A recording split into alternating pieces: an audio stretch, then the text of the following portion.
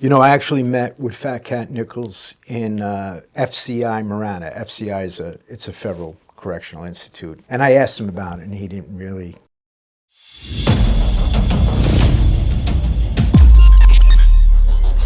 My name is Bill Courtney. I'm born and raised in New York City. I was born and raised in the Bronx, moved down to the Lower East Side when I was in my teens. At the age of 20, I became a cop. Worked my way up to the ranks to detective, and from detective third grade eventually to detective first grade. And I worked in a whole lot of different commands. I was in the DEA task force for many years. I was in the FBI task force, and most of my career was investigating organized crime. Mm-hmm. And what year did you come out of the academy and become a cop? I came out in '83, and I retired, I think, in 2009. Okay. So I've been out a minute. So where you were, because you told me earlier you were like a citywide cop. Yeah, so in the beginning, you know, I was actually in the Times Square area here as a rookie, and then I worked in a lot of citywide units, robbery units, where we would do like pattern robberies. So I was in different areas of New York City addressing like different robbery trends and patterns. And then I worked my way up into the Detective Bureau and on to different task forces like a drug task force, an FBI task force where we investigated all different types of organized crime that came in. And so I have a pretty good wide base of knowledge in what goes on in every borough of New York, back in the day, of course. And I ran into a lot of, you know, different players in the underworld and had a lot of informants and sources of information that gave me good information about various types of crimes. Right. You know. Tell me, because we're a couple blocks from Times Square.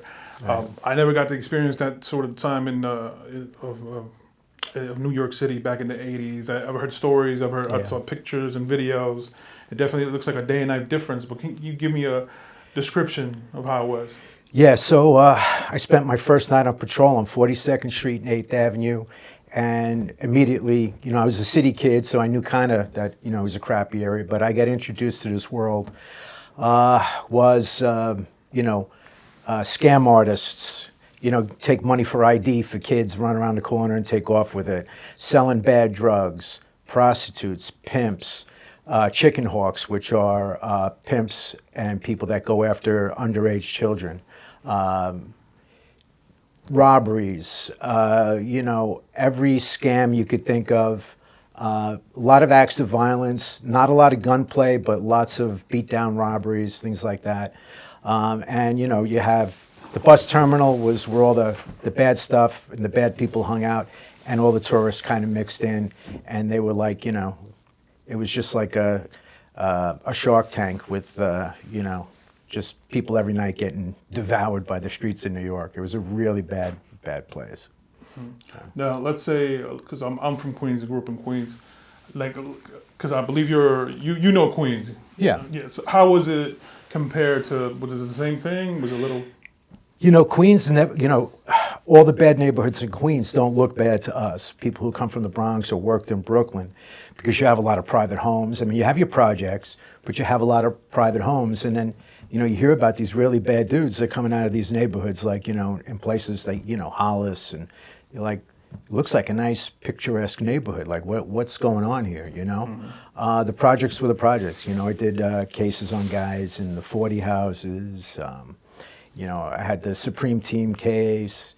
So, you know, and then of course that involved a lot of, you know, the world of hip hop was kind of intertwined with that, where they were paying homage to the street gangsters from, you know, different areas of Jamaica and South Queens. So, yeah, it was, you know, and I mean, hip hop really gets its second start. The second wave is really heavily Queens, you know, especially Jamaica, Queens, and right. Queensboro, and so. So how does would you say that Supreme Team case, is that your big known case that you?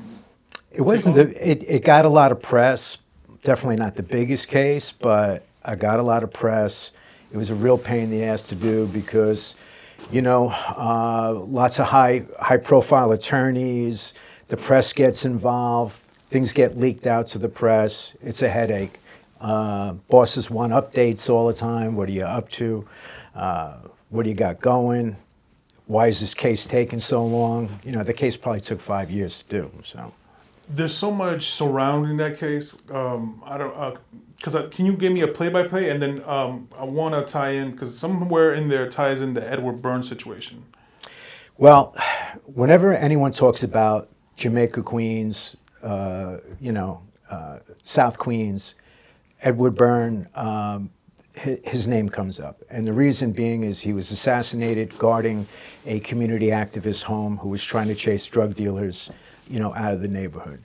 It was a horrific, horrible crime, and it set in motion really like high intensity, drug enforcement all over New York City.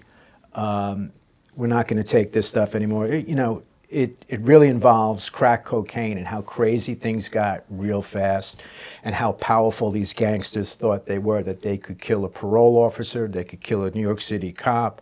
And so, Queens needed to be tamed. And, eventually it was, so. Right. At what point were you already investigating by the time Edward Byrne situation happened, or no? No, Eddie Byrne was killed in the 80s, so I was still, I was probably playing close cop at the time, working my way up. Everybody talked about it. Everybody knew about it. Nobody could have anything but great things to say about Eddie Byrne. It was a real tragedy. He came from a police family, so it hit us real hard, and it was a terrible thing. And, people wanted to, avenge his death for sure. Right. Now, the name escapes me. Who was responsible for that death? Well, you had Pappy Mason is really the one who called the shots on that. He worked more or less under Fat Cat Nichols, and all these gangs and these players were associated with the Supreme Team, Right. the Cawley brothers, the Cawley gang, different projects and littler gangs were all tied in, and kind of at one time or another learned their trade through those guys. So they were bad guys, and they thought they could get away with murder, and it was insanity. It was such a senseless death, and they brought heat down on everybody throughout the whole 5 boroughs. I want to get to that. Like, what was the motive for that? Because there's no way in whatever world you live in, you can't kill a cop or do anything to a cop without, like, it just messes up. You're bringing so much heat, and you're going down. That's I actually met with Fat Cat Nichols in FCI Marana. FCI it's a federal correctional institute in the middle of nowhere, like the swamps of Florida. And I asked him about it, and he didn't really have an answer for it. But Pappy Mason was kind of like just a crazy guy, a renegade, didn't listen to Fat Cat, and they wanted to get even with the activist whose name escapes me, and that's basically it. They were flexing their muscle. They thought that if they could kill this activist or kill whoever was guarding him, that maybe the cops would back off, or maybe they were just that insane to think that they were going to get away with it. But you kill a New York City cop, you're going to get caught. I mean, it's ridiculous. And the amount of pressure that comes down destroys your business. And, everybody took heat because of that. It was the most asinine thing you ever could have thought of doing, Right, exactly. But not every crook is smart, so. Right.